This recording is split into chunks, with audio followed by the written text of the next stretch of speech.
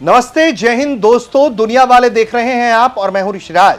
दुनिया वाले के इस एपिसोड में हम बात करने जा रहे हैं भारत के उस जिगरी दोस्त की जिसने भारत के लिए सार्वजनिक मंच पर एक बार फिर से हुंकार भरी है और दुनिया को बताया है कि वो क्यों भारत का सच्चा और सबसे अच्छा मित्र है। बात रूस की कर रहे हैं, रूस की राजदूत की कर रहे हैं। उन्होंने समाचार एजेंसी, जो रशिया की समाचार एजेंसी है टास, उसको एक इंटरव्यू दिया।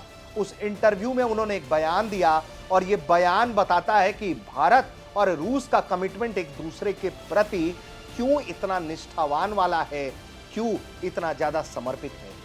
सबसे पहले आपको मालूम है, हम बता भी देते हैं कि रूस के राष्ट्रपति 23वें शिखर सम्मेलन के लिए भारत के दौरे पर आ रहे हैं। ये तारीख 5 दिसंबर के आसपास कोई हो सकती है जहां रूस के राष्ट्रपति व्लादिमीर पुतिन भारत के दौरे पर आएंगे।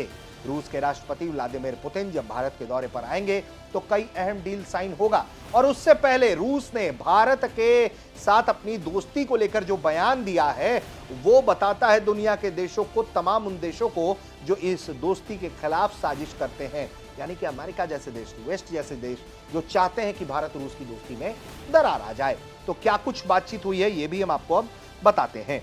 दरअसल एक इंटरव्यू में भारत में रूस के राजदूत देनिस एलिपोव ने टास को कहा है कि रूस पश्चिम की सारी रुकावटों के बावजूद भारत को तेल का सबसे बड़ा सप्लायर बना हुआ है। हम भारत को ऊर्जा संसाधनों की खरीद के लिए अच्छी डील देते रहने के लिए तैयार हैं। रूस के राजदूत ने रोसोनेफ्ट और लुकोइल जैसी रूसी तेल कंपनियों पर लगे अमेरिकी प्रतिबंधों का जिक्र करते हुए कहा है कि रोसोनेफ्ट और लुकोइल पर अमेरिकी प्रतिबंध निश्चित रूप से तेल की सप्लाई को प्रभावित कर सकता है, लेकिन फिर भी उनके लिए भारत प्राथमिकता है। उनका कहना है कि हम मानते हैं कि रूस भारत का प्रमुख तेल सप्लायर्स में से एक का दर्जा बनाए रखेगा। अलिपाव का मानना है कि रूस भारत संबंधों पर पश्चिमी दबाव को खारिज करते हुए भारत ने रूस और भारतीय संबंधों को कमजोर करने और प्रमुख वैश्विक मुद्दों पर अपनी स्थिति थोपने के पश्चिमी प्रयासों को मजबूती से मुकाबला किया है।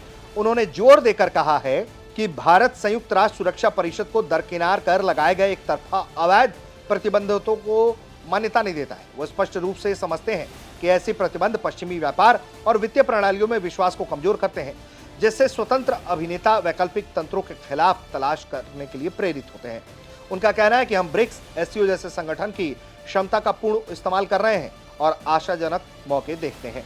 इस इंटरव्यू में अलिपोव ने कहा है कि प्रतिबंधों के बावजूद रूस और भारत के बीच सहयोग के नए क्षेत्रों को खोला गया है।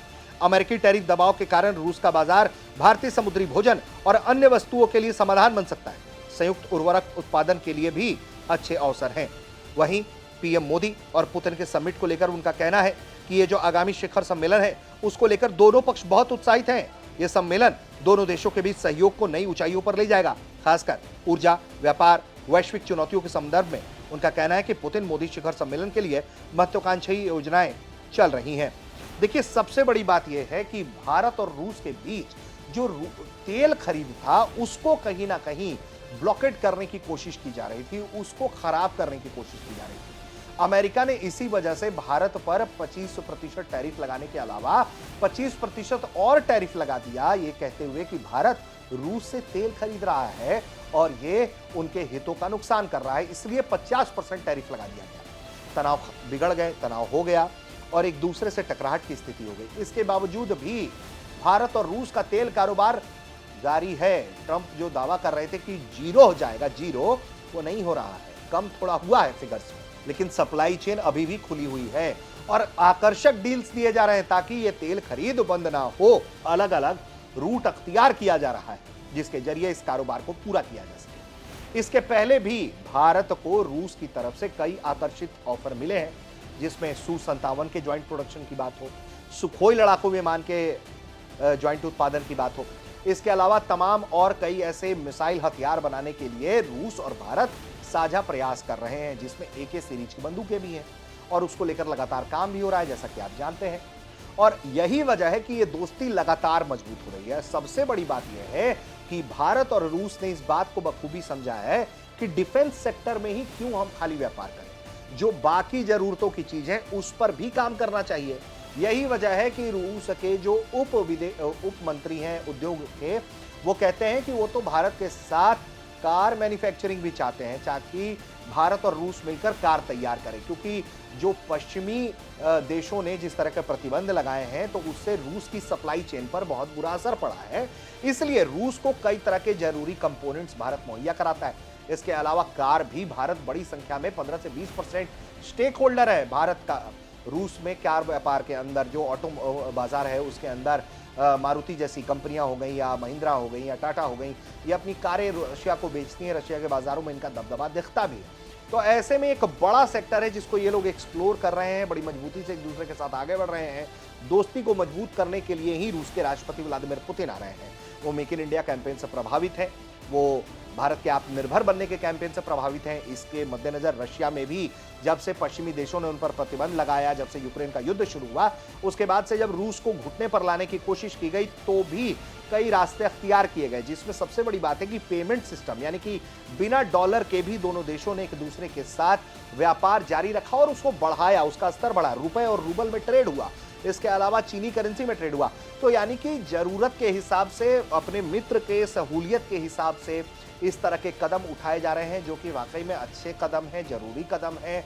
और यही वजह है कि भारत और रूस की दोस्ती लगातार मजबूत हो रही है और रूसी राष्ट्रपति व्लादिमीर पुतिन के भारत आने से पहले उसकी रूपरेखा तैयार हो रही है। क्योंकि एक तरफ जहां रूस के जो सिपह सलार हैं वो आते हैं भारत, वो मुलाकातें करते हैं, वो प्रधानमंत्री मोदी से मिलते हैं। दूसरी तरफ भारत के विदेश मंत्री एस जयशंकर जो है वो जाते हैं, वो सरगाई लावरोव से मिलते हैं, वो रूसी राष्ट्रपति व्लादिमीर पुतिन से मिलते हैं, कई मुद्दों पर बात करते हैं, एससीओ की समिट में हिस्सा लेते हैं।